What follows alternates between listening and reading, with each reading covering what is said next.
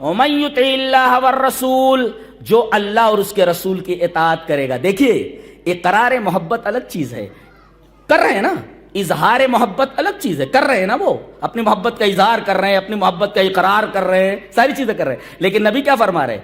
ٹھیک ہے اقرار محبت بھی ٹھیک ہے، اظہار محبت بھی ٹھیک ہے، لیکن اظہار محبت اور اقرار محبت کافی نہیں ہے، بلکہ اطاعت رسول ضروری ہے. نبی کریم صلی اللہ علیہ وسلم کی اتباع ضروری ہے. اگر آپ اتباع کر رہے ہیں اور اللہ کے رسول کی اطاعت کر رہے ہیں تو اطاعت اصل ہے، یہ ہے محبت.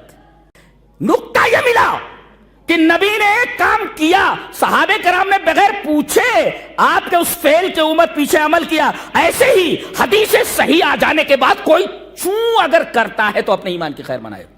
کتنے لوگ ہیں صحیح حدیث آ جانے کے بعد کہتے ہیں ہمارے امام نے کیا حدیثوں کو نہیں سمجھا. یہ دیکھیں آپ یہ رسول کی اتباع نہیں ہے، نہ رسول سے محبت ہے.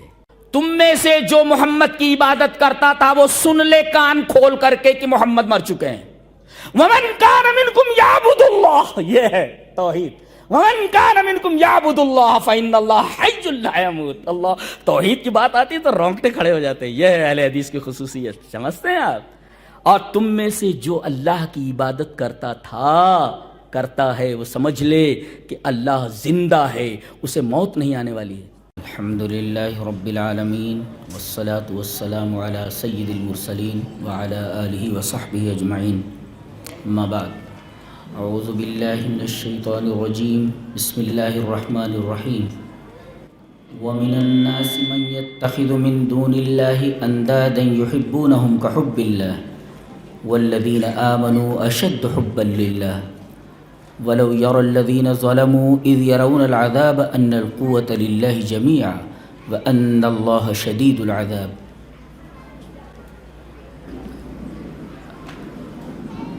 معزز و موقر علماء کرام،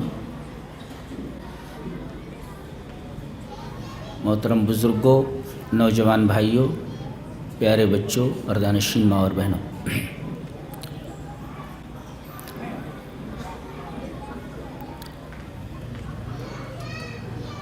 اللہ کی حمد و ثنا اور رسول اللہ صلی اللہ علیہ وسلم پر درود کے بعد میں نے سورہ بقرہ کی آیت نمبر 165 تلاوت کی ہے.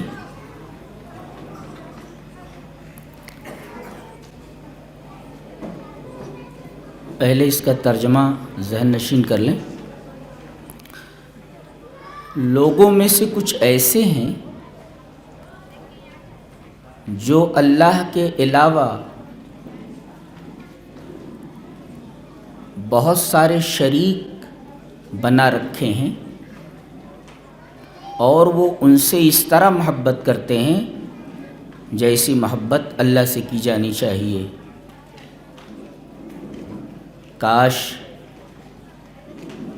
ظالم یہ علم رکھتے جب عذاب کو دیکھ لیں گے کہ ساری قوت ساری طاقت اللہ ہی کی ہے، اور بے شک اللہ، اور یہ کہ اللہ سخت عذاب دینے والا ہے. یہ آیت کریمہ کا ترجمہ ہے. اب آئیے تھوڑا غور کرتے ہیں. اس آیت کریمہ سے پہلے اللہ تبارک و تعالی نے یہ ارشاد فرمایا ہے کہ اگر کسی کے پاس علم ہو تو علم کو چھپانا بہت بڑا جرم ہے، اور اتنا بڑا جرم ہے کہ کتمان علم کرنے والے شخص پر اللہ کی لعنت اور کائنات کی ہر شے کی لعنت ہوتی ہے. آیت کریمہ پڑھ لیں. ان الذين يكتمون ما انزلنا من البينات والهدى من بعد ما بيناه للناس في الكتاب، کہ جو لوگ ہم نے جو چیز نازل کی ہے اس کو چھپاتے ہیں، اولئک یلعنهم اللہ ویلعنهم اللاعنون، ان کے اوپر اللہ لعنت کرتا ہے اور دنیا کے سارے لعنت کرنے والے ان کے اوپر لعنت کرتے ہیں۔ تو ایک بات کیا معلوم ہوئی کہ اللہ اگر کسی کو علم دین سے نوازے تو ضروری ہے کہ وہ علم کو چھپائے نہ بلکہ اس کو ظاہر کرے۔ علم کو چھپانا بہت بڑا گناہ ہے، اس پر اللہ کی لعنت اور تمام لعنت کرنے والوں کی لعنت ہے۔ یہ بات کہی گی معنی بات، تھوڑا ایک دو آیتوں کے بعد کہا گیا وَإِلَٰهُكُمْ إِلَٰهٌ وَاحِدٌ لَا إِلَٰهَ إِلَّا هُوَ الرَّحْمَٰنُ الرَّحِيمُ، تمہارا معبود ایک معبود ہے۔ یہ کتمان علم کو، علم کے چھپانے کو بہت بڑا جرم قرار دینے کی بات کہہ کر توحید کی بات کہی گئی۔ پتہ یہ چلا کہ تمام علوم میں سب سے اہم علم توحید ہے، اور توحید کو چھپانا یہ تمام جرائم میں، تمام گناہوں میں سب سے بڑا جرم اور سب سے بڑا گناہ ہے۔ کتمان علم بہت بڑا جرم، اس کے تذکرے کے بعد کہا گیا وَإِلَٰهُكُمْ إِلَٰهٌ وَاحِدٌ، تمہارا معبود ایک معبود ہے، یعنی تمام علوم میں علم توحید سب سے زیادہ اہم ہے۔ اس کو چھپانا سب سے بڑا گناہ ہے، اس سے بڑا گناہ کوئی ہو ہی نہیں سکتا۔ اب سوال یہ پیدا ہوا کہ تمہارا معبود ایک معبود ہے، یعنی توحید، کیوں، کیسے؟ یہ سوال پیدا ہوتا ہے نا، اور کفار کو بھی یہی سوال لاحق تھا کہ ایک معبود کیسے ہو سکتا ہے، کئی معبود کیوں نہیں ہو سکتے، ایک ہی ذات قابل پرستش کیوں ہے، قابل عبادت کیوں ہے، دوسرے کیوں نہیں؟ تو اللہ تبارک و تعالی نے اپنی صنعتیں ذکر فرمائی کہ یہ کاریگری دیکھو، ہماری کاریگری کا تذکرہ کیا گیا ہے۔ ان فی خلق السماوات والارض، زمینوں اور آسمانوں کی تخلیق دیکھو۔ اللہ، آسمانوں اور زمینوں کو پیدا کیا جانا، پیدا کرنا کتنا مشکل ہے، آسمانوں اور زمینوں کو بنانا کتنا بڑا مشکل کام ہے۔ تو پہلے یہ بتایا کہ زمین اور آسمانوں کی تخلیق کو دیکھو، اچھا، واختلاف اللیل والنہار، دن اور رات کے اختلاف کو دیکھو۔ دن کسے کہتے ہیں؟ ہوا من طلوع الشمس الى غروبها، طلوع آفتاب سے لے کر غروب آفتاب تک جو دورانیہ ہے وہ نہار کہا جاتا ہے۔ یہ جو دن ہے اور رات یہ بدلتے رہتے ہیں، اختلاف ہوتا ہے۔ اختلاف کا کیا مطلب؟ کبھی رات چھوٹی ہوتی ہے، دن بڑا ہو جاتا ہے، کبھی دن بڑا ہو جاتا ہے، رات چھوٹی ہو جاتی ہے، یہ اختلاف۔ اور اسی طرح رات تاریک ہے اور دن روشن ہے، ظاہر ہے کہ ان دونوں کے اندر اس طریقے کا اختلاف ہے، ایک تاریکی لیے ہوئے اور ایک روشنی لیے ہوئے۔ تو واختلاف اللیل والنہار، اس کے بعد والفلک التی تجری فی البحر، یہ سمندر میں چلنے والی جو کشتیاں ہیں ان کو دیکھو۔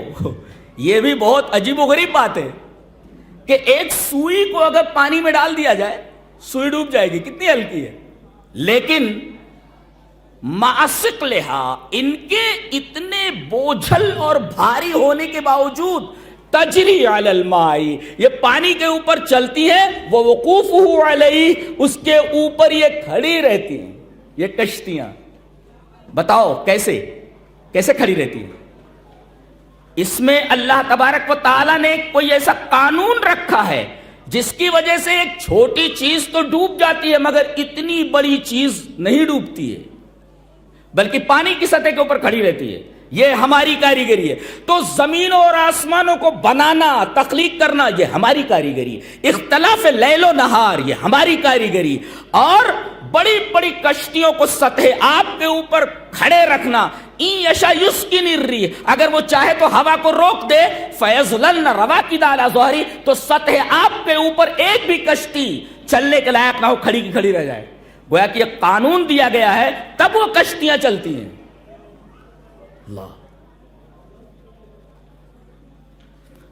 تو زمین اور آسمانوں کی تخلیق، اختلاف لیل و نہار، اور کشتیوں کا سطح آب کے اوپر کھڑے رہنا بھاری ہونے کے، بوجھل ہونے کے باوجود. اچھا، بما ينفع الناس، اس میں اللہ کی حکمتیں دیکھو کہ ایک جگہ سے دوسری جگہ لوگوں کو سامانوں کی ضرورت ہوتی ہے، ان کشتیوں کے ذریعے ہی ایک جگہ سے دوسری جگہ یہ نفع بخش چیزیں پہنچائی جاتی ہیں. یہ بھی اللہ تبارک و تعالیٰ کی بہت بڑی کاریگری ہے، بہت بڑی صنعت ہے.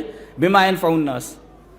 اچھا، اب ایک اور کاریگری دیکھو ہماری. وما انزلنا من السماء من ماء، ہم آسمان سے بارش برساتے ہیں. کبھی آپ نے دیکھا کہ بارش قطرات کی شکل میں ہوتی ہے، قطرے قطرے گرتی ہے.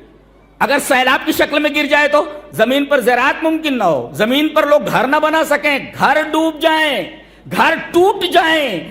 قطرات کی شکل میں بارش گرتی ہے. یہ بھی ہماری کاریگری دیکھو.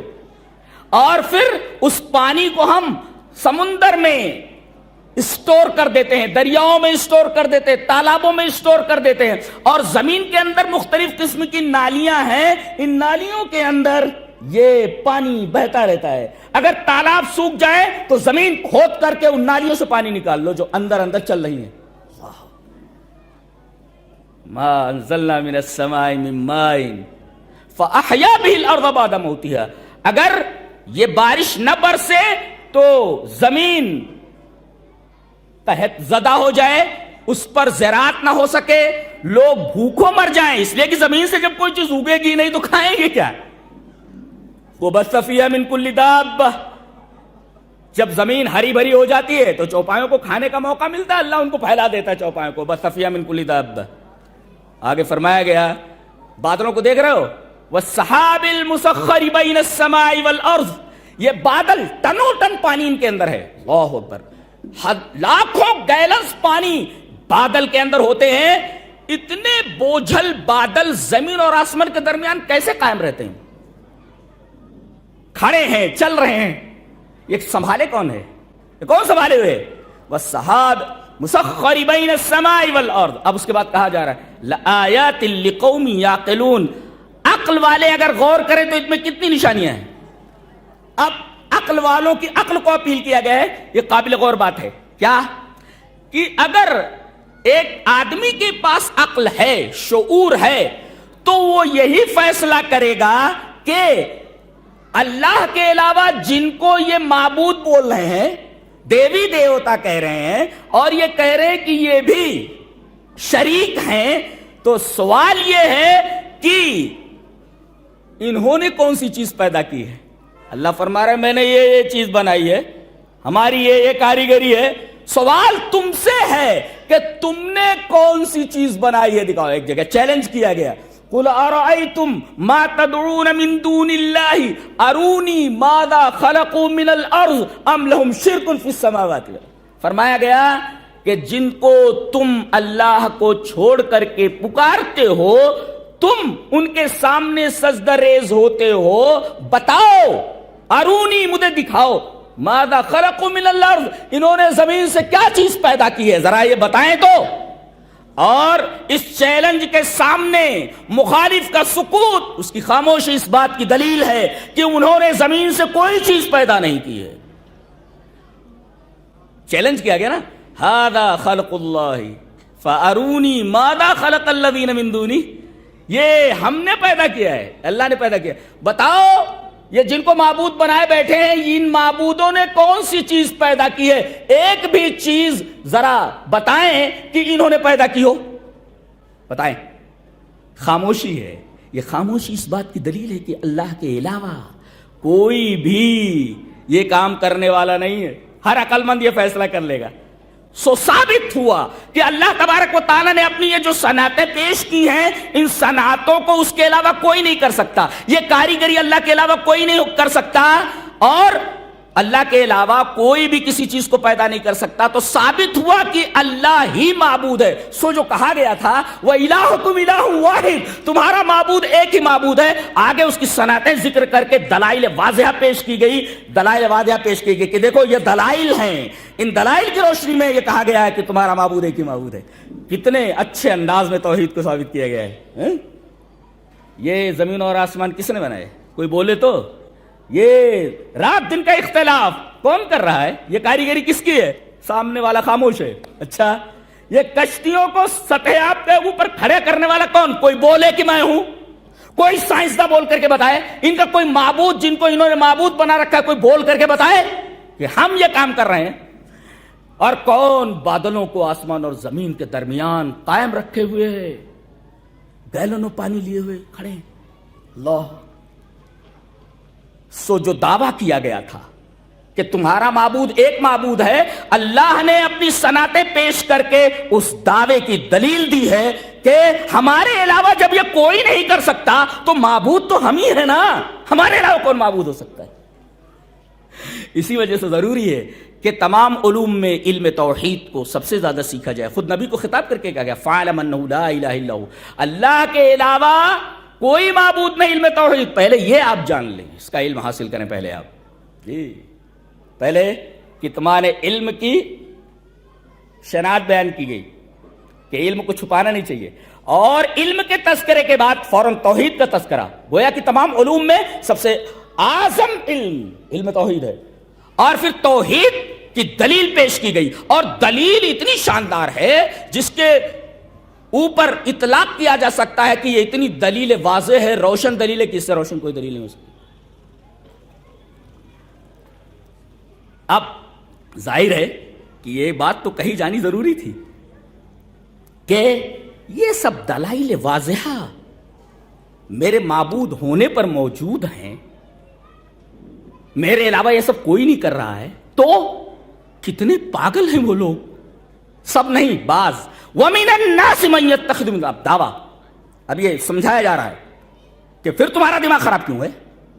جب دلائل واضح آ چکے پھر ان میں سے بعض کا حال کیوں ہے؟ یہ کیا؟ وَمِنَ النَّاسِ مَن يَتَّخِذُ مِن دُونِ اللَّهِ أَندَادًا، ان دلائل واضحہ کو دیکھنے کے بعد ہماری توحید کے لوگوں میں سے کچھ ایسے ہیں جو اللہ کے علاوہ معبود بنا لیتے۔ اتخاذ بھی بڑا زبردست لفظ ہے، بہت دلچسپ ہے، بنا لینا، ٹو میک، بنا لینا۔ گویا انہوں نے معبود بنا لیے ہیں، معبود ہے نہیں۔ ایک ہے معبود ہونا اور ایک ہے معبود بنانا۔ ان لوگوں نے معبود بنا لیے ہیں، معبود اللہ کے علاوہ کوئی ہے وہ نہیں۔ لفظ اتخاذ نے کتنی زبردست تعریض کی ہے، کمال کی تعریض ہے، اللہ اکبر۔ وَمِنَ النَّاسِ مَن يَتَّخِذُ مِن دُونِ اللَّهِ أَندَادًا، انہوں نے اللہ کے علاوہ معبود بنا لیے ہیں، یعنی اللہ کے علاوہ کوئی معبود ہے نہیں، ان لوگوں نے بنا لیے۔ ان کے بنانے سے کوئی معبود ہوتا ہے؟ بنا لیے۔ لفظ اتخاذ لایا گیا ہے، کتنا دلچسپ لفظ ہے۔ میں قرآن کا ایک ادنا طالب علم ہوں، ایک ایک لفظ کو دیکھتا ہوں تو میں حیران رہ جاتا ہوں، اور میں ایک مسلمان ہونے کی حیثیت سے نہیں بلکہ ایک عربی اسکالر کی حیثیت سے کہہ سکتا ہوں کہ اللہ کے علاوہ کسی کا کلام نہیں ہو سکتا۔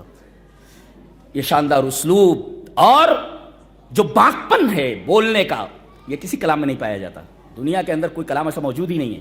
وَمِنَ النَّاسِ مَن يَتَّخِذُ مِن دُونِ اللَّهِ أَندَادًا، یہ توحید کے دلائل واضحہ موجود ہو جانے کے باوجود بعض لوگ اتنے بے عقل ہیں، آیات لقوم یعقلون کہہ کر کے کہا گیا، اتنے بے عقل ہیں کہ یہ اللہ کے لیے شریک بنا کر کے بیٹھے ہوئے ہیں۔ انداد میں المکافی، ند، المکافی، النظیر، الشبیہ، کہ اللہ کے علاوہ یہ بھی ہیں جو اللہ کے برابر ہیں۔ یہ دیکھو، یہ اللہ کے برابر ہے، گویا انہوں نے بنا لیا ہے، معبود ہے نہیں کوئی اللہ کے علاوہ۔ اتخاذ کے اندر بھی کتنی زبردست تعریف، بنا لیا انہوں نے، معبود ہے نہیں کوئی۔ ایک ہے کہتے ہیں کہ بھئی ہم ثابت کر دیں گے کہ قرآن میں فلاں جگہ 11ویں کا ثبوت ملتا ہے۔ ثابت کرنا الگ ہے، ثابت ہونا الگ چیز ہے۔ ثابت تو کچھ بھی کیا جا سکتا ہے، ایک ہے ثابت کرنا اور ایک ہے ثابت ہونا۔ ثابت تو کیا جا سکتا ہے مگر ثابت ہوتا نہیں۔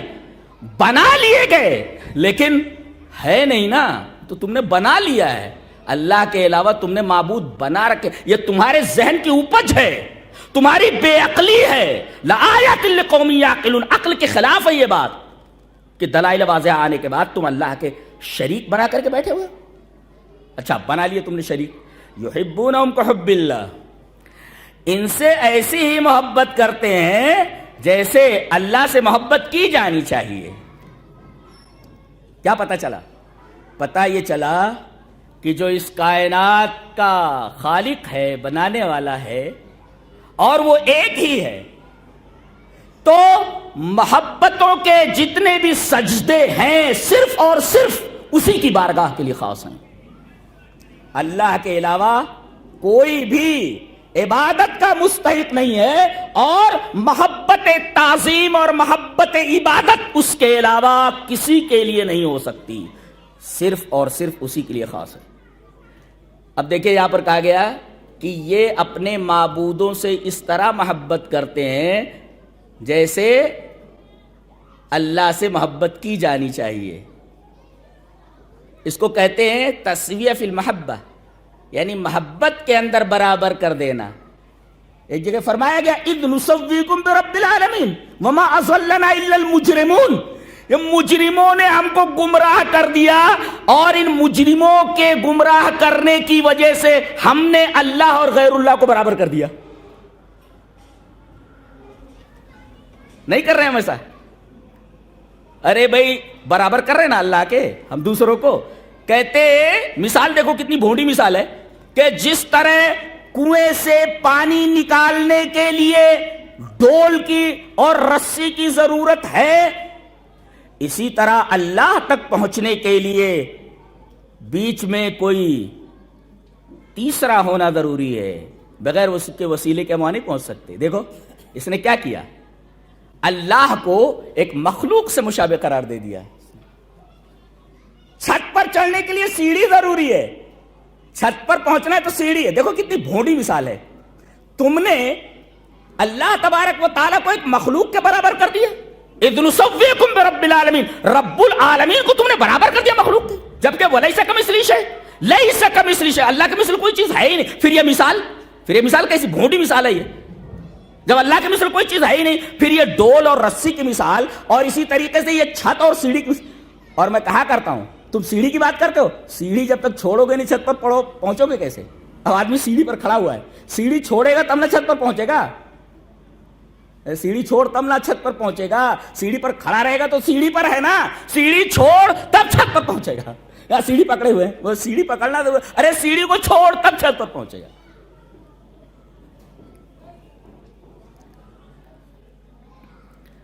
اور اگر کوئی اللہ کی محبت میں, محبت عبادت میں اور محبت تعظیم میں برابر کر دے تو اسی کو شرک کہتے ہیں.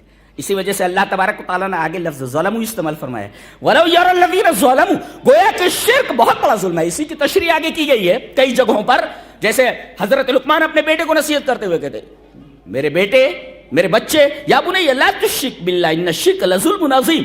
وہی بات یہاں کہی گئی کہ اگر کوئی آدمی محبت عبادت اور محبت تعظیم میں اللہ کے ساتھ کسی کو شریک کرتا ہے تو گویا کہ یہ شرک ہے, اور شرک بہت بڑا ظلم ہے. ان قریب یہ ظالم دیکھ لیں گے. وَلَوْ يَرَى الَّذِينَ ظَلَمُوا, اشارہ اس بات کی طرف ہے کہ شرک بہت بڑا ظلم ہے, تبھی تو ظلموا کہا گیا.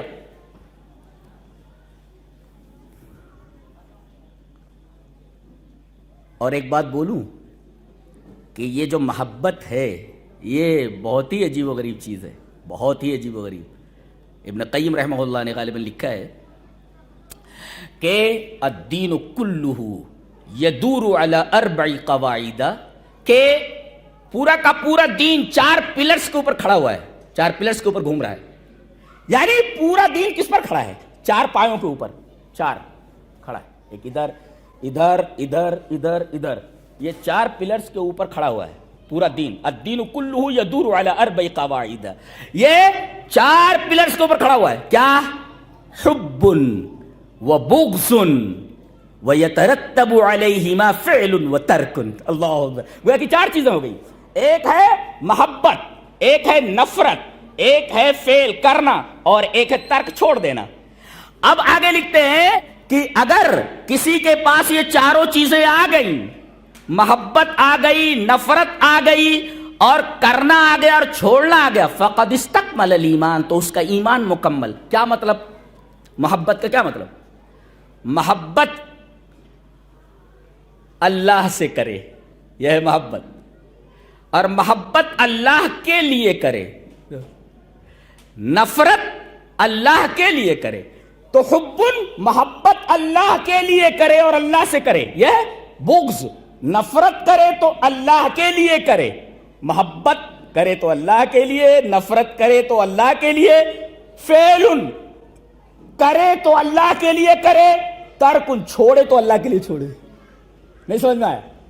محبت کرے تو اللہ کے لیے، نفرت کرے تو اللہ کے لیے، اور کسی کام کو کرے تو اللہ کے لیے، اور کسی کام کو چھوڑے تو اللہ کے لیے چھوڑے۔ اب اگر یہ ساری چیزیں، یہ چار چیزیں آ گئی تو گویا کہ دین پورا کا پورا اسے مل گیا۔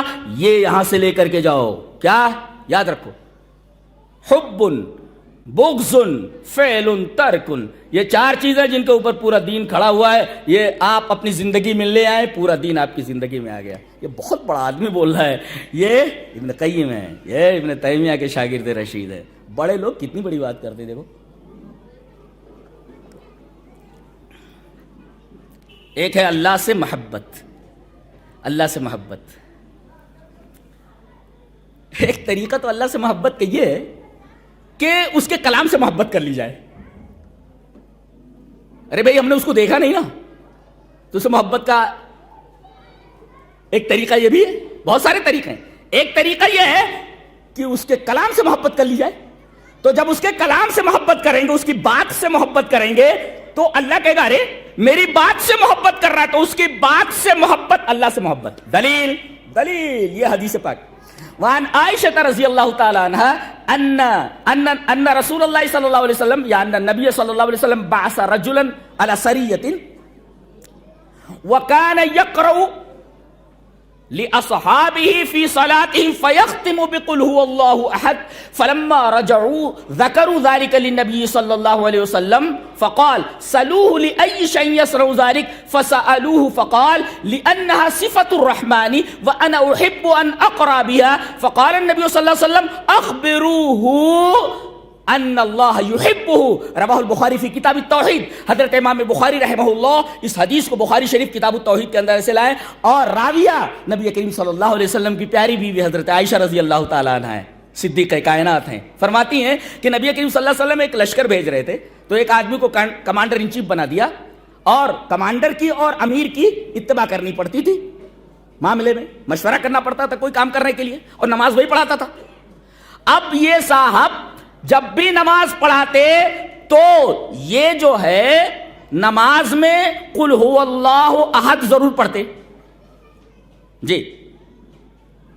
اب دیکھا کہ بھئی یہ الحمد شریف پڑھ رہے اور اس کے ساتھ کوئی سورت ملا دے رہے، یا سورت نہیں ملا رہے صرف قل هو اللہ سے کام چلا رہے، یا سورت ملاتے قل هو اللہ ضرور پڑھ لیتے، یعنی ہر نماز میں وہ قل هو اللہ پڑھتے ہی ہیں۔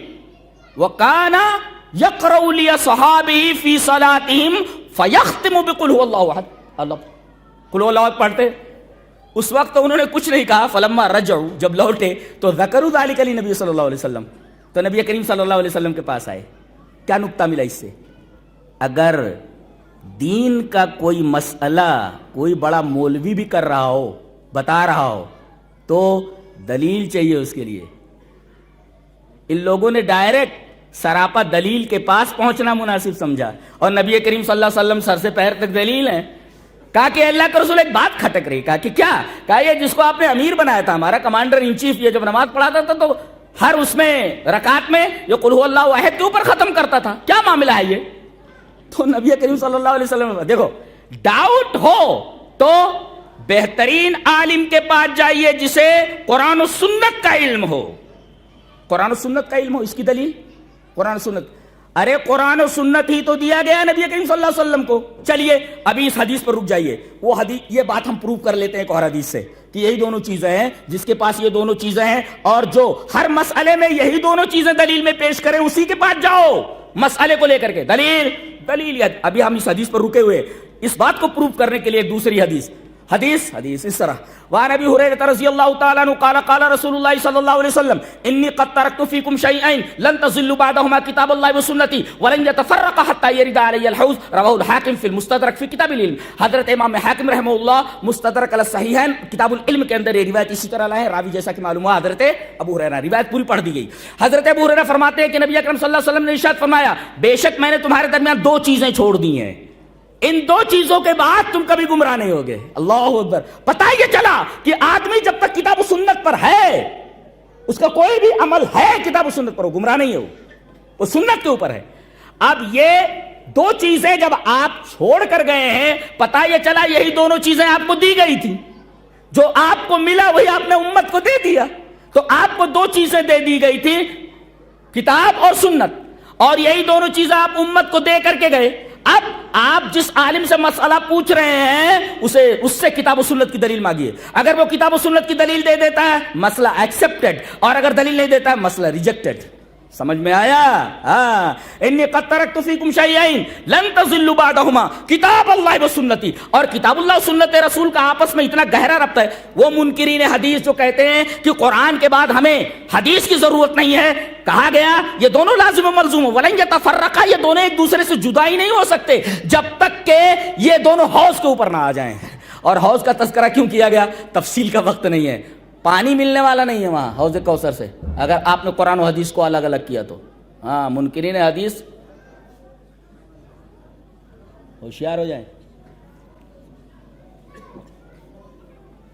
وَلَن يَتَفَرَّقَا, یہ ملے ہوئے دونوں ایک دوسرے سے الگ ہو ہی نہیں سکتے.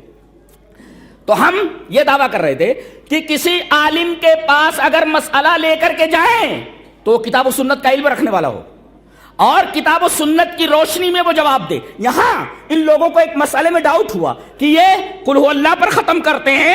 نبی کریم صلی اللہ علیہ وسلم جو تمام مسائل کا مصدر ہے, حقیقی مصدر ہیں, آپ کے پاس آئے اور کہا کہ اللہ کے رسول یہ مسئلہ ہے, ہم کو کھٹک رہا ہے. یہ نبی کریم صلی اللہ علیہ وسلم نے پوچھا, کہا کہ جا کر کے انہی سے پوچھ لو, لے شیء صلی اللہ علیہ لی ای شیء, کس لیے کرتے ہو, انہی سے پوچھو.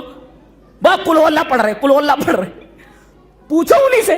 اب گئے, کہا کہ جناب آپ جو یہ ہر نماز قل هو اللہ پر ختم کرتے ہیں, ہم نے نبی کریم صلی اللہ علیہ وسلم سے پوچھا اور آپ نے یہ کہا کہ آپ سے پوچھ لیا جائے کہ آپ ایسا کیوں کرتے ہو. انہوں نے جواب دیا, جانتے ہو میں کس لیے کر رہا ہوں, لِأَنَّهَا صِفَةُ الرحمن, یہ اللہ کا کلام ہے سورہ اخلاص, اور جس طریقے سے پورا قرآن اللہ کا کلام ہے, یہ توحید کی پوری سورہ ہے جو توحید کے اوپر مشتمل ہے. میں اس سورت سے محبت کرتا ہوں. لِأَنَّهَا صِفَةُ الرحمن, یہ اللہ کی صفت ہے رحمان. وَأَنَا أُحِبُّ أَنْ أَقْرَأَ بِهَا, اور میں پسند کرتا ہوں کہ میں اس سورت کو پڑھوں, مجھے اس سورت سے محبت ہے. وَأَنَا أُحِبُّ, میں محبت کرتا ہوں, میں پسند کرتا ہوں اس کے پڑھنے کو. انہوں نے آ کر کے بتایا کہ اللہ کے رسول, ہم نے پوچھا ان سے, انہوں نے کیا دلیل دی ہے کہ یہ صفت الرحمان ہے, اس وجہ سے میں اس کو پڑھنا پسند کرتا ہوں, پڑھنے سے محبت کرتا ہوں. احبو, میں محبت کرتا ہوں. تو نبی کریم صلی اللہ علیہ وسلم نے فرمایا جا کر ان سے کہہ دو, فقال نبی صلی اللہ علیہ وسلم اخبروا, ان کو جا کر بتا, ان اللہ یحب, اللہ ان سے محبت کرتا ہے. اللہ اکبر. تو ہمارا یہ دعویٰ ثابت ہوا کہ اللہ سے محبت کا ایک طریقہ یہ ہے کہ اس کے کلام سے محبت کر لی جائے. آج ہمیں تمام چیزوں سے محبت ہے مگر قرآن سے محبت نہیں ہے کہ نہیں؟ ایسا ہے کہ نہیں؟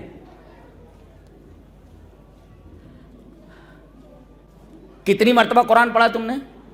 بولے 100 مرتبہ قرآن پڑھا ہوں پورے سال میں. بولے اس آیت کا مطلب بتائیے, معلوم نہیں, معلوم نہیں. یہ قرآن کے ساتھ ظلم. لِأَنَّهَا صِفَةُ الرَّحْمَانِ, اس لیے کہ اللہ کی صفت ہے, رحمان کی صفت ہے, اور میں محبت کرتا ہوں کہ اس کو میں پڑھوں. نبی کریم صلی اللہ علیہ وسلم نے فرمایا جا کر ان سے بول دو کہ اللہ ان سے محبت کرتا. تو گویا کہ اللہ سے محبت کا ایک طریقہ ہے اس کے کلام کے ساتھ محبت کرنا, اس کے کلام سے محبت کرنا. اور ایک طریقہ اور بھی ہے, اگر تم اللہ سے محبت کرنا چاہتے ہو تو کیا کرنا ہے؟ اس حدیث سے معلوم ہوا کہ قرآن سے محبت کر لو, اور ایک آیت میں بتایا گیا کہ میرے رسول سے محبت کر لو, میرے رسول سے محبت کر لو, میرے رسول سے پیار کر لو. میرے رسول کی اتباع کرو. کیسے؟ قل ان کنتم تحبون اللہ، آپ کہہ دیجئے کہ اگر تم اللہ سے محبت کرتے ہو تو کیا کرنا ہے تمہیں؟ فاتبعونی، رسول کی اتباع کرنی ہے. جی تو اللہ سے محبت کا ایک طریقہ یہ بھی، اگر تم اللہ سے محبت کرتے ہو تو میرے رسول سے محبت کرو، میرے رسول کی اتباع کرو. اور اتباع بغیر محبت کی ہوتی ہی نہیں ہے. جی تو اتباع کرنی ہے لیکن محبت کے ساتھ اتباع کرنی ہے. تو میرے رسول سے محبت، وہ بھی کیسی محبت. آئیے ایک حدیث پڑھ لیتے ہیں، ابھی یہی رکے رہیے، ابھی ایک حدیث اور پڑھ لیتے ہیں. حدیث اس طرح، وعن عائشہ رضی اللہ تعالی عنہا قالت جاء رجل الى النبي صلی اللہ علیہ وسلم فقال یا رسول اللہ واللہ انک لأحب الی من نفسی وانک لأحب الی من اہلی وأحب الی من ولدی وإني لأكون في البيت فأذكرك فما أصبر حتى آتيك فأنظر إليك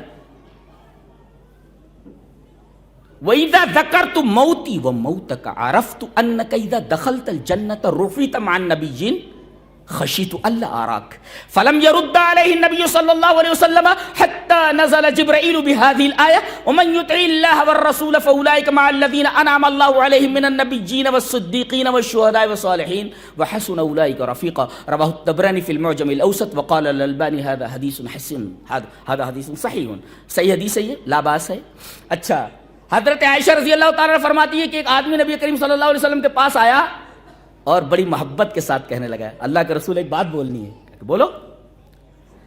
اللہ کی قسم کھا کر کہتا ہوں، بولتا ہے واللہ انک لاحب الی من نفسی، میں اپنی جان سے بھی زیادہ آپ کو محبت کرتا ہوں، میں آپ سے اپنی جان سے بھی زیادہ محبت کرتا ہوں. یہ وہی لوگ ہیں، پوری دنیا ان کے حوالے کر دی گئی. آج ہم ایک عہدے کو ترستے ہیں، اقتدار کو ترستے ہیں، ایک دکان کو ترستے ہیں، ایک مکان کو ترستے ہیں. اللہ تبارک تعالیٰ نے کہا کہ تم نے میرے کلام سے محبت کر لی نا، میرے رسول سے محبت کر لی نا، اس کی اتباع کر لی، پوری دنیا تمہارے حوالے کر دیتے. 55 سے زیادہ ممالک ہیں، کس نے دیے ہیں؟ یہ صحابہ کرام کی خیرات ہے جو ان کو مل گئی، یا سنبھال نہیں پا رہے ہیں. بدنصیبی ہے ان کی، بدنصیبی ہے ان کی، سنبھال نہیں پا رہے ہیں. اندلس ہاتھ سے نکل گیا، مسلمانوں نے فتح کر کے دیا تھا سب. یہ ساری حکومت پوری دنیا اللہ نے ان کے حوالے کر دی. کس بنا پر؟ کلام الہی سے محبت کی وجہ سے اور رسول سے محبت اور ان کی اتباع کی وجہ سے.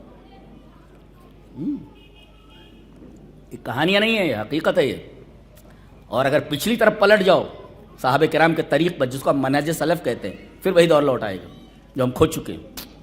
جی تو قل ان کنتم تحب، ہاں تو یہ صاحب آئے اور کہا واللہ انک لاحب الی من نفسی، میرے نبی میں آپ سے اپنی جان سے بھی زیادہ محبت کرتا ہوں. کیا محبت کا انداز اور اظہار محبت دیکھیے کیا ہے. یہاں دو چیزیں پائی گئی، اقرار محبت، اظہار محبت. اللہ کے رسول صلی اللہ علیہ وسلم نے اظہار محبت کو بھی سنا اور اقرار محبت کو بھی سنا. مطلوب کیا ہے وہ آپ نے بتایا آگے. واللہ انک لاحب الی من نفسی، میں اپنی جان سے بھی زیادہ آپ سے محبت کرتا ہوں. دوسرے وانک لاحب الی من اہلی، میں اپنے اہل و عیال سے، بیوی سے بھی زیادہ آپ سے محبت کرتا ہوں. واحب الی من ولدی، اور اپنی اولاد سے بھی زیادہ میں آپ سے محبت کرتا ہوں. دیکھیے، جان، اہل و عیال، بال بچے، سب سے زیادہ میں آپ سے محبت کرتا ہوں. اللہ اکبر. کہتے ہیں لیکن اللہ کے رسول میرا ایک پرابلم ہے. تاکہ کیا کہا کہ وَإِنِّي لَأَكُونُ فِي الْبَيْتِ، میں جب گھر میں ہوتا ہوں، فَأَذْكُرُكَ، آپ کی یاد آتی ہے تو فَمَا أَصْبِرُ، میں صبر نہیں کر پاتا، حَتَّى آتِيَكَ فَأَنظُرُ إِلَيْكَ، یہاں تک کہ جب میں آپ کے پاس آ کر آپ کا دیدار نہیں کر لیتا میرا دل تڑپتا رہتا ہے. ایسی محبت ہے نبی سے کسی کو؟ لا جوتے کھاؤ. لات جوتے تمہارا مقدر ہے. کیوں؟ اس لیے کہ ان جیسی محبت تو ہمارے دل کے اندر ہے ہی نہیں. میرا ایک پرابلم ہے کیا، جب میں گھر کے اندر ہوتا ہوں اور آپ کی یاد آتی ہے فاذکرک فما اصبر حتی آتیک فانظر، جب تک آ کر کے آپ کا دیدار نہیں کر لوں تب تک میں صبر نہیں کر پاتا، میرا دل بے چین رہتا ہے. اور ایک پرابلم اور بھی ہے، یہاں تو میں آپ کو دیکھ کر کے صبر کر میرا صبر جو ہے مطمئن ہو جاتا ہے، آپ کو دیکھ لیتا ہوں میرے دل کو سکون ہو جاتا ہے. ایک پرابلم اور بھی ہے، اے میرے محبوب. کہا کہ کیا؟ کہا کہ وَإِذَا ذَكَرْتُ مَوْتِي وَمَوْتَكَ، جب میں اپنی موت اور آپ کی موت کو یاد کرتا ہوں. دیکھو صحابی کا عقیدہ کسی کی نکیر نہیں ہے کہ نبی کو بھی موت آنے والی ہے. یہاں دیکھو کہتے ہیں کہ موت آئی ہی نہیں، وہ دنیاوی حیات سے متصف ہے. تبھی تو آنی اور جانی اور پتہ نہیں کیا کیا فلسفے بگارے جا رہے ہیں. موت تھی مگر آنی تھی، موت آنی تھی پر وہ آنی تھی. دیکھیے فلسفہ بگار رہے، اتنا فلسفہ تو ہم نے پڑھ رکھا ہے نا. یعنی موت جیسی یقینی چیز کے اندر بھی اختلاف کر لیا لوگوں نے. ابھی شیخ محترم فرما رہے تھے نا اختلاف کیا چیز ہے. دیکھیں ہر چیز کے اندر اختلاف ہے، موت کے اندر تو اختلاف نہیں ہونا چاہیے نا، یہاں بھی اختلاف کر کے بیٹھ گیا آدمی.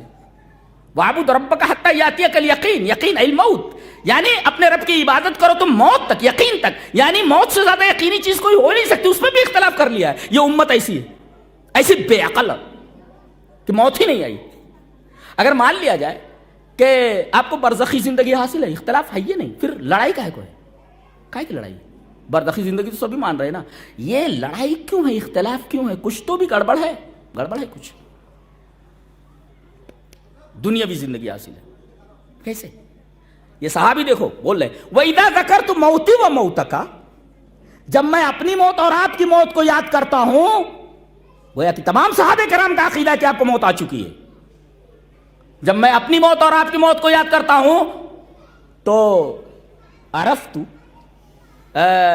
مجھے احساس ہوتا ہے، علم ہوتا ہے کہ انک اذا دخلت الجنت، جب آپ جنت میں داخل ہو جائیں کہ تو رفعت مع النبیین، نبیوں کے ساتھ اعلیٰ درجات میں ہوں گے. میں کہاں، میں چھوٹا آدمی، میں نچلی جو ہے کیٹیگری میں چلے جاؤں گا، نچلے درجات میں چلے جاؤں گا. خشیت اللہ اراک، پھر مجھے ڈر ہے کہ میں آپ کو دیکھ نہ پاؤں. یہاں تو آ کر آپ کا دیدار کر لیتا ہوں تو دل کو سکون مل جاتا ہے. میرے محبوب تم اگر نبیوں کے ساتھ اعلیٰ مقام پر چلے گئے تو جنت میں آپ کو کیسے دیکھ پاؤں گا؟ اللہ اکبر. اسے کہتے ہیں محبت.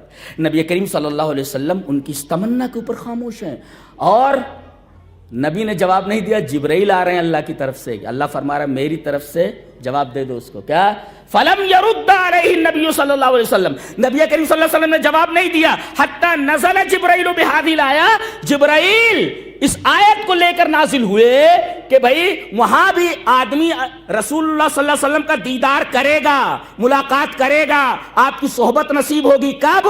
ومن یطع اللہ والرسول، جو اللہ اور اس کے رسول کی اطاعت کرے گا. دیکھیے اقرار محبت الگ چیز ہے، کر رہے ہیں نا، اظہار محبت الگ چیز ہے، کر رہے ہیں نا، وہ اپنی محبت کا اظہار کر رہے ہیں، اپنی محبت کا اقرار کر رہے ہیں، ساری چیزیں کر رہے ہیں. لیکن نبی کیا فرما رہے ہیں؟ ٹھیک ہے اقرار محبت بھی ٹھیک ہے، اظہار محبت بھی ٹھیک ہے، لیکن اظہار محبت اور اقرار محبت کافی نہیں ہے، بلکہ اطاعت رسول ضروری ہے. نبی کریم صلی اللہ علیہ وسلم کی اتباع ضروری ہے.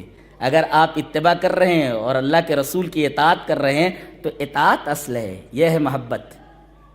حقیقی محبت کیا ہے؟ کہ رسول کی اطاعت کی جائے، رسول کی اتباع کی جائے. کیوں بھئی؟ رسول کی اطاعت اگر کی جائے تو اللہ کی اطاعت کیسے ہوئی؟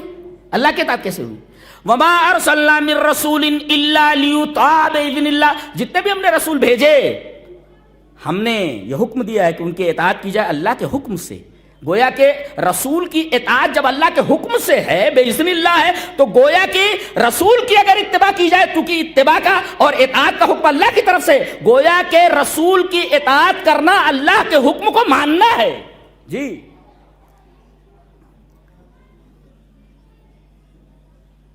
اور ایک مفسر نے بہت پیاری بات لکھی ہے کہ اتباع رسول سے اللہ کی محبت کیسے حاصل ہوگی؟ لکھتے ہیں لِأَنَّهُ یا لِأَنَّ الرَّسُولَ يَدْعُو إِلَى مَا يُحِبُّهُ اللَّهُ، اس لیے کہ رسول جس چیز کی طرف دعوت دے رہا ہے اللہ اس سے محبت کرتا ہے. ارے بھئی قرآن کی طرف نبی بلا رہے، قرآن اللہ کا کلام ہے، اپنے کلام سے اللہ محبت کرتا ہے. اچھی چیزوں کی طرف بلا رہے، اچھی چیزیں اللہ نے حلال و حرام کی ہے تو ان سے بچتا ہے جو حرام سے، اللہ کو پسند ہے یہ، اور حلال چیز کرتا ہے اللہ کو یہ پسند ہے. تو رسول کی اتباع سے اللہ کی محبت کیسے ہوئی؟ کہتے ہیں لِأَنَّ الرَّسُولَ يَدْعُو إِلَى مَا يُحِبُّهُ اللَّهُ، کیونکہ رسول ان چیزوں کی طرف بلاتا ہے جس سے اللہ محبت کرتا ہے. اب جس سے اللہ محبت کرے رسول اس کی طرف بلائے تو گویا کہ اس کی طرف بلانے والا بھی محبوب ہوا اور وہ چیز بھی محبوب ہوئی، اور یہ چیز کرنے سے اللہ تبارک تعالیٰ کی محبت حاصل ہوئی. تو آج کیا چیز لے کر کے جانا ہے؟ کیا چیز لے کر کے جانا ہے؟ 4 چیزیں. دین کی بنیاد ہے وہ الدین کلہ یدور علی 4 قواعد، 4 پلرز کے اوپر دین پورا کھڑا ہوا ہے. جی کیا؟ حب و بغض وما یترتب علیہما من فعل و ترک. 4 چیز، حب، بغض، محبت کرے تو اللہ کے لیے. چلیے یہ دلیل بھی پیش کر دیتے. اگر میں آپ سے اللہ کے لیے محبت کر رہا ہوں، اللہ اکبر، تو یہ بھی اللہ ہی سے محبت ہے، کیونکہ اس نے رسول کے ذریعے ہمیں بتا دیا ہے کہ میرے لیے اگر کسی سے محبت کر رہے ہو تو یہ میری محبت کا سبب ہے. دلیل یہ حدیث رسول. وان ابی ہریرہ رضی اللہ تعالی عنہ عن النبی صلی اللہ علیہ وسلم قال 7 یظلهم اللہ فی ظلہ یوم لا ظل الا ظلہ الامام العادل وشاب نشأ بعبادۃ اللہ ورجل قلبه معلق فی المسجد ورجلان تحابا فی اللہ اجتمعا علیہ وتفرقا علیہ ورجل دعته امرأة ذات منصب وجمال فقال انی اخاف اللہ ورجل تصدق بصدقة فأخفاها حتى لا تعلم شماله ما تنفق يمينه ورجل ذكر الله خاليا ففاضت عيناه. رواہ مسلم فی کتاب الزکاة. حضرت امام مسلم رحمہ اللہ اس پوری حدیث کو ایسے ہی مسلم شریف کتاب الزکاة کے اندر لائے. راوی جیسا کہ معلوم حضرت ابو ہریرہ ہے. حضرت ابو ہریرہ فرماتے ہیں کہ نبی اکرم صلی اللہ علیہ وسلم نے ارشاد فرمایا 7 آدمی ایسے ہوں گے جو قیامت کی قیامت خیز گرمی میں اللہ تبارک و تعالیٰ کے عرش کے سائے میں ہوں گے. پہلا الامام العادل، عدل کرنے والا حاکم. دوسرے وہ شاب نشأ بعبادت اللہ، اور ایسا نوجوان جو نوجوانی میں اللہ تبارک تعالیٰ کی عبادت کرنے والا ہو. تیسرے آدمی مسجد سے نکلا، مسجد میں اس کا دل لٹکا ہوا ہے، کب پکار آئے اور ہم وہاں پہنچ جائیں. تیسرا. چوتھا وَرَجُلَانِ تَحَابَّا فِي اللَّهِ، 2 آدمی اللہ کے لیے محبت کرتے ہیں ایک دوسرے سے، اجتماع علیہ اسی محبت کے اوپر جمع ہوتے ہیں، وَتَفَرَّقَا علیہ اسی محبت کے اوپر الگ ہو جاتے ہیں. یعنی محبت اللہ کے لیے، بغض اللہ کے لیے، محبت اللہ کے لیے، نفرت اللہ کے لیے. اور وہ آدمی جس کو کسی اقتدار والی پیسے والی عورت نے گناہ کے لیے بلایا، دعوت دی، اور وہ کہہ دے میں ایسا کام نہیں کر سکتا اس لیے کہ میں اللہ سے ڈرتا ہوں. اور فرمایا ایسا آدمی جو صدقہ کرے اس طرح کہ دائیں ہاتھ سے خرچ کرے بائیں ہاتھ کو معلوم نہ ہو. ایک آدمی جو تنہائی میں جائے اور آخرت کو یاد کر لے، اپنے گناہوں کو یاد کر لے، قبر کے عذاب و ثواب کو یاد کر لے اور رو پڑے، اس کی آنکھیں بہہ پڑیں. اللہ تبارک و تعالیٰ کو آنسو اتنا پسند ہے، فرمایا کہ حشر کی اس گرمی میں اعلان کیا جائے گا کہ ایسا آدمی بھی میرے عرش کے سائے میں آ جائے. اللہ اکبر. تو ہم ثابت یہ کرنا چاہ رہے تھے وَرَجُلَانِ تَحَابَّا فِي اللَّهِ، ایسے 2 آدمی جو اللہ کے لیے محبت کریں، اجتماع علیہ وتفرق علیہ، نفرت کریں اللہ کے لیے، محبت کریں اللہ کے لیے، ایسے لوگوں کو اللہ کا عرش کا سایہ نصیب ہونے والا ہے قیامت کے دن. لہذا ہمارا وہ دعویٰ پروف ہوا کہ محبت اللہ سے ہو اور محبت اللہ کے لیے ہو. تو گویا کہ المحبت النافعہ، نفع دینے والی محبت 3 قسم کی ہے. لکھو، یاد کر لو. 3 قسم کی محبت ہے جو نفع دینے والی ہے. کیا؟ محبت اللہ، اللہ تبارک تعالیٰ سے محبت، یہ ہو گئی. اچھا. محبت فی اللہ وللہ، اللہ کے لیے محبت 2 جیسا کہ اس حدیث میں ہے. اور تیسرے محبت ما یعین علی طاعت اللہ، ایسی چیزوں سے محبت جو اللہ کی اطاعت پر ہماری مددگار ہوں. جی بیوی اگر اللہ کی اطاعت کے اوپر مددگار بن رہی ہے تو اس سے آپ محبت کیجئے، اس لیے کہ وہ اللہ کی اطاعت کے اوپر مددگار. کوئی بھی ایسی چیز جو اللہ تبارک و تعالیٰ کی اطاعت کے اوپر مددگار بن رہی ہے. بہت ساری چیزیں اس دائرے میں آ گئی، اب تفصیل کر لیں. یہ تین چیزیں ہوئی: اللہ سے محبت، اللہ کے لیے محبت، ایسی چیزوں سے محبت جو اللہ کی اطاعت پر مدد کریں. یاد رہے گا نا، اللہ سے محبت، اللہ کے لیے محبت، اور ان چیزوں سے محبت جو اللہ کی اطاعت پر تمہاری مدد کریں. یہ ہے محبت النافعہ. المحبت النافعہ ثلاثۃ انواع، تین قسمیں. اچھا، المحبت الضارہ اس کا بالکل اپوزٹ، تین قسم کی محبت جو انتہائی نقصان دہ ہیں. المحبت مع اللہ، اللہ کے ساتھ محبت، جیسے یہاں ہے یحبونہم کحب اللہ.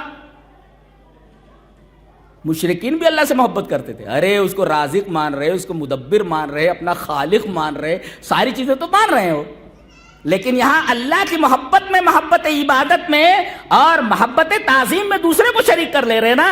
یہ ہے تو المحبت مع اللہ، اللہ کے ساتھ کسی سے محبت، یعنی محبت میں دونوں کو ایک کر دینا. جیسی محبت اللہ سے ویسی محبت غیر اللہ سے.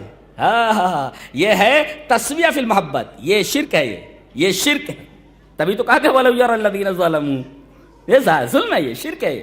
تو المحبت مع اللہ، اللہ کے ساتھ محبت ہو اور ساتھ ساتھ اتنی ہی محبت غیر اللہ کے ساتھ ہو، بھی محبت عبادت اور محبت تعظیم. اچھا، یہ محبت بہت نقصان دہ. اور دوسری محبت، محبت ما یبغضہ اللہ، اللہ کسی چیز سے نفرت کرتا ہے، آدمی اس سے محبت کرنے لگے. یہ بہت نقصان دہ، یہ بہت ہی نقصان دینے والی محبت ہے. شراب سے اللہ نفرت کرتا ہے، کوئی پینے لگے تو، کوئی دکان کھول لے تو. جوا اللہ کو ناپسند ہے، بغض رکھتا ہے اس سے. کوئی دکان کھول کر کے بیٹھ جائے، زنا، ساری چیزیں آئیں گے، تفصیل کر لو. تو ایک ہے اللہ کے ساتھ محبت، المحبت مع اللہ، اور دوسرے محبت ما یبغضہ اللہ، اللہ جس کو ناپسند کر اس سے محبت کرنے لگے آدمی. اللہ نفرت کر رہا ہے اسے، آدمی اس سے محبت کرنے لگے. یہ نقصان دہ محبت ہے. اور تیسرے محبت ما تقطع، محبت تقطع محبت اللہ، ایسی محبت جو اللہ کی محبت کو کاٹ دے. غیر اللہ سے ایسی محبت کی جائے کہ غیر اللہ سے محبت کی وجہ سے اللہ کی محبت ہاتھ سے نکل جائے. اللہ اکبر. ایسی محبت جو اللہ کی محبت کو کاٹ دے، الگ کر دے کاٹ کر کے، ایسی محبت محبت ضارہ. تو گویا کہ تین محبتیں، محبت نافعہ، نفع دینے والی محبت، اور تین محبتیں ایسی ہیں جو نقصان پہنچانے والی محبت ہے. تو محبت نافعہ کے قریب جایا جائے، اس کو ایکسپٹ کیا جائے، اس پر عمل کیا جائے، اور جو محبت ضارہ کی تین قسمیں ان سے دور رہا جائے. تفصیل سمجھ میں آئی؟ جی. اچھا، اب دیکھیں اللہ تبارک و تعالیٰ نے اپنے رسول کی ذات کو جس طرح بیان کر دیا ہے، اگر اس طریقے کا عقیدہ نہ رکھیں تو گویا کہ اللہ کے بتائے ہوئے اور ہمیں دیے ہوئے عقیدے کے مطابق ہمارا عمل، ہمارا عقیدہ نہیں ہے. ظاہر ہے اللہ اس سے ناراض ہوگا. کیسے؟ جیسے نبی کو ما فوق الادراک اور سپر ہیومن مان لیا جائے کہ وہ بشر نہیں. چلیے ایک حدیث پڑھ لیتے ہیں. حدیث اس طرح، وعن ابن عباس رضی اللہ تعالی عنہما سمع عمر یقول علی المنبر سمعت النبی صلی اللہ علیہ وسلم یقول لا تطرونی کما اطرت النصارى المسیح ابن مریم یا کما اطرت النصارى ابن مریم فَإِنَّمَا أَنَا عَبْدُ اللَّهِ فَقُولُوا عَبْدُ اللَّهِ وَرَسُولُهُ رواہ البخاری فی کتاب الانبیاء. حضرت امام بخاری رحمہ اللہ اسی طریقے سے اس حدیث پاک کو کتاب الانبیاء کے اندر لائے. راوی جیسا کہ معلوم ہوا حضرت عباس. فرمایا گیا کہ انہوں نے، عباس نے سنا حضرت عمر رضی اللہ تعالی عنہ کو منبر پر یہ بیان کرتے ہوئے کہ میں نے نبی کریم صلی اللہ علیہ وسلم سے سنا ہے کہ تم مجھے اس طرح نہ پڑھاؤ جیسا کہ نصرانیوں نے اپنے نبی حضرت عیسیٰ کو بڑھا دیا تھا، کہ وہ بشر تھے، بغیر باپ کے پیدا ہوئے، اللہ کی روح ہیں وہ، اور نفخ جبرائیل سے پیدا ہوئے، ان کو بڑھا کر اللہ کا بیٹا کہہ دینا، یہ اس طرح مت کرنا. میرا جو مقام ہے مجھے اس مقام پر رکھنا، اس لیے کہ میرے مقام سے ہٹا کر اگر نیچے کیا تم نے تو یہ میری تنقیص ہے، یہ بھی اللہ کو پسند نہیں ہے، اور میرے مقام سے مجھے اونچا کیا تو یہ بھی اللہ کو پسند نہیں ہے، جیسا کہ نصارہ نے کیا کہ انہوں نے حضرت عیسیٰ کو سن آف گاڈ قرار دے دیا۔ آپ نے فرمایا میرا مقام یہ ہے فَإِنَّمَا أَنَا عَبْدُهُ، میں اس کا بندہ ہوں، فقولوا عبد اللہ و رسول، مجھے اللہ کا بندہ اور اس کا رسول کو، یہ آپ کا مقام ہے، آپ کو آپ کے مقام سے گرانا یہ بھی اللہ کو پسند نہیں، اور آپ کو آپ کے مقام سے بڑھا دینا یہ بھی اللہ کو پسند نہیں، یہ بھی محبت اللہ کے دائرے میں آتا ہے۔ آیا سمجھ میں؟ یہ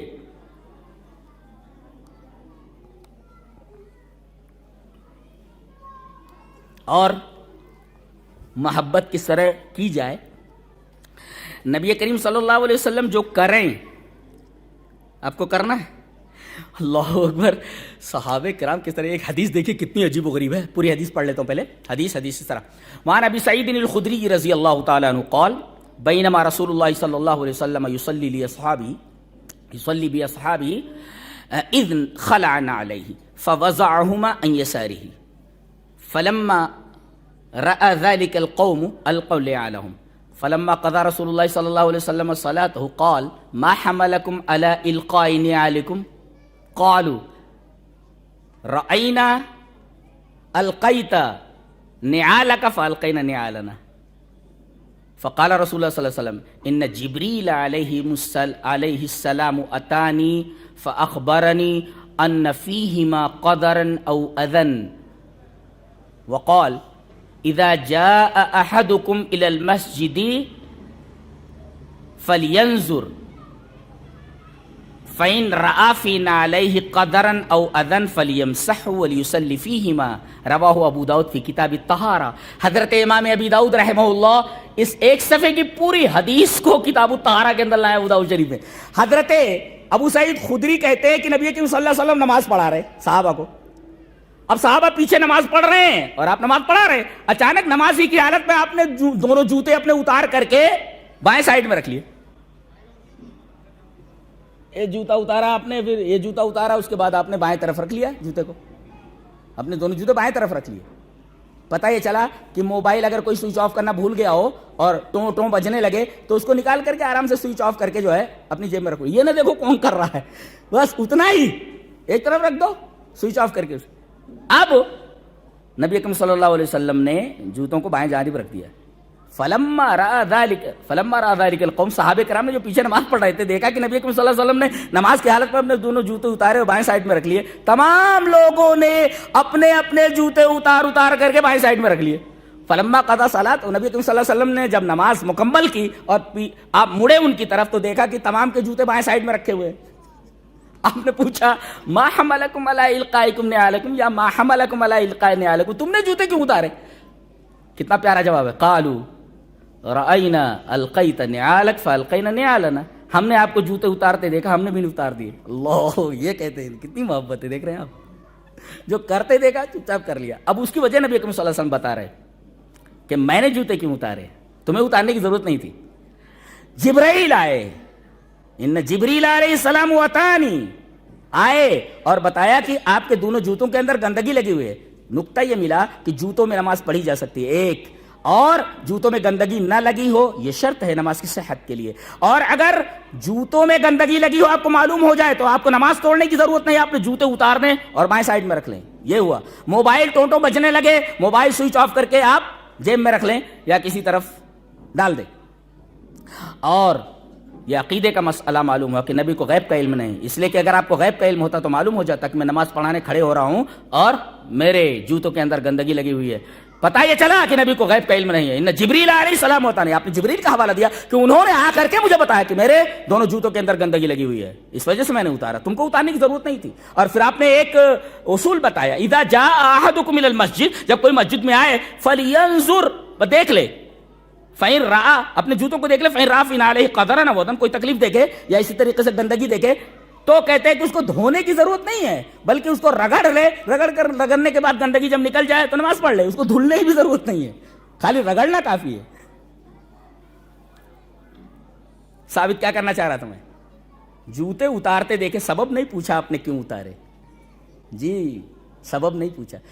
نقطہ یہ ملا کہ نبی نے ایک کام کیا, صحابہ کرام نے بغیر پوچھے آپ کے اس فعل کے اوپر پیچھے عمل کیا. ایسے ہی حدیث صحیح آ جانے کے بعد کوئی چوں اگر کرتا ہے تو اپنے ایمان کی خیر منائے. کتنے لوگ ہیں صحیح حدیث آ جانے کے بعد کہتے ہیں ہمارے امام نے کیا حدیثوں کو نہیں سمجھا. یہ دیکھیں آپ, یہ رسول کی اتباع نہیں ہے, نہ رسول سے محبت ہے. ہاں, یہ اتباع ہے اور یہ محبت ہے. تبھی تو سہارا نشینوں کو, اونٹوں کے چرانے والوں کو پوری دنیا دے دی گئی, حوالے کر دی گئی. لے لو, سب دیتے ہیں.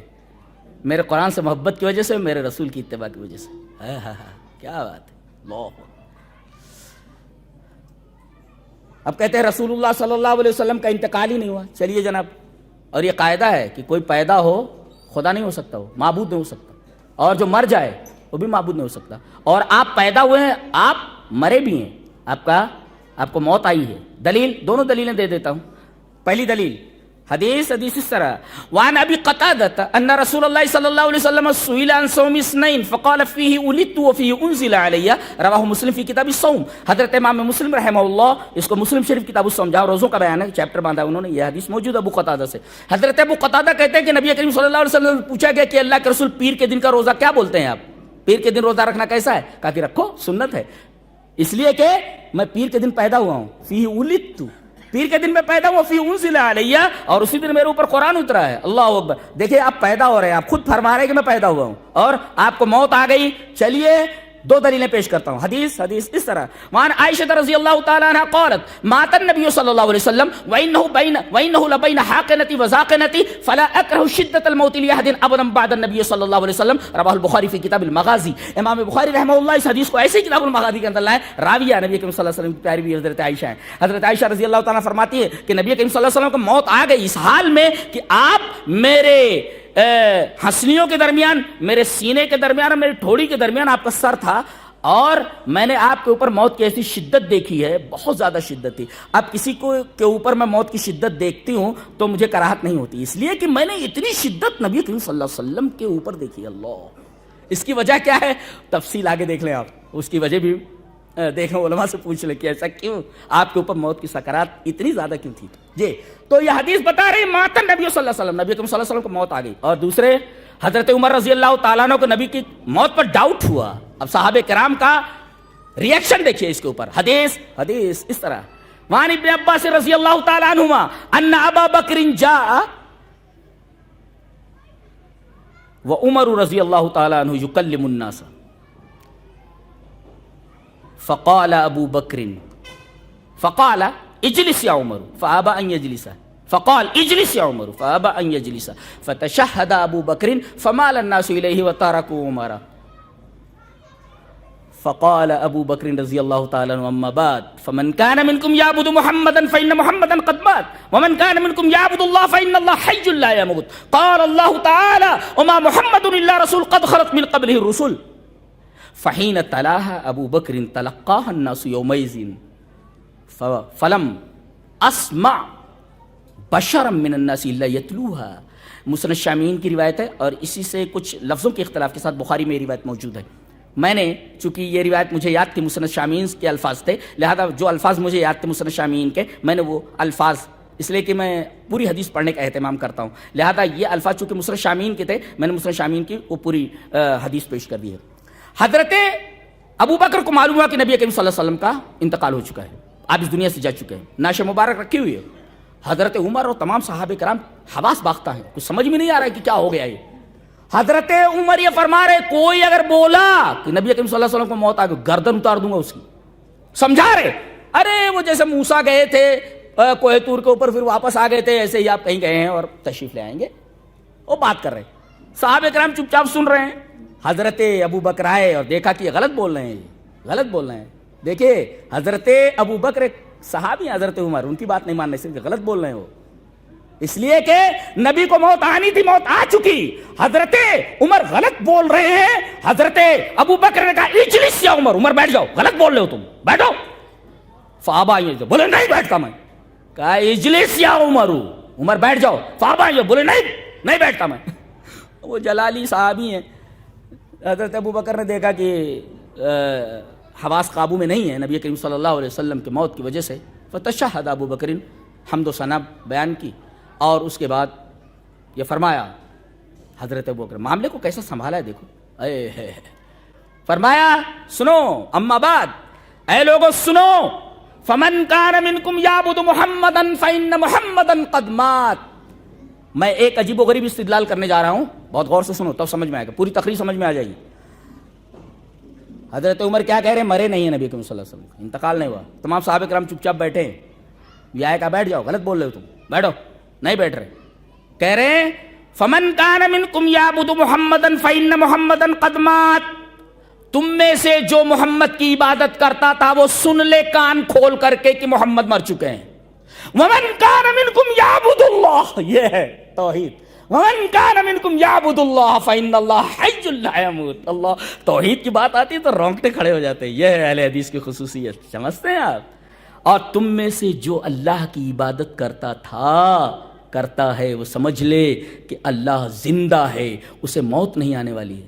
نقطہ دیکھو، نقطہ یہ ہے کہ حضرت عمر یہ کہہ رہے ہیں کہ نبی کریم صلی اللہ علیہ وسلم مرے نہیں ہیں، کہیں گئے ہوئے ہیں، واپس آ جائیں گے۔ جی، یعنی نبی مر نہیں سکتے، ایسا کچھ وہ سمجھانے کی کوشش کر رہے ہیں۔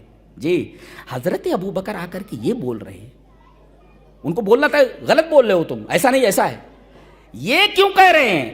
تم میں سے جو محمد کی عبادت کرتا تھا، یہ عبادت کی بات کہاں سے آ گئی؟ تو موقع محل ہی نہیں تھا۔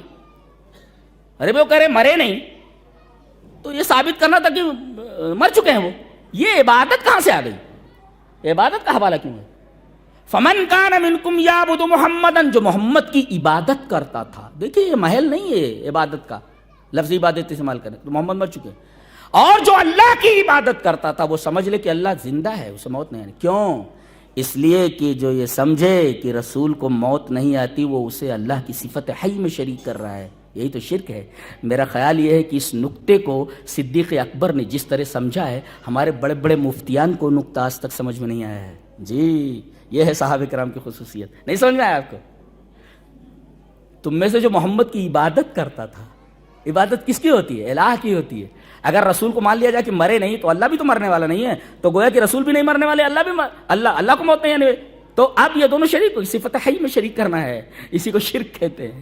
اللہ اکبر، یہ نقطہ حضرت صدیق اکبر نے بتایا، نہیں تو یہاں عبادت کے حوالے کی کوئی ضرورت ہی نہیں تھی۔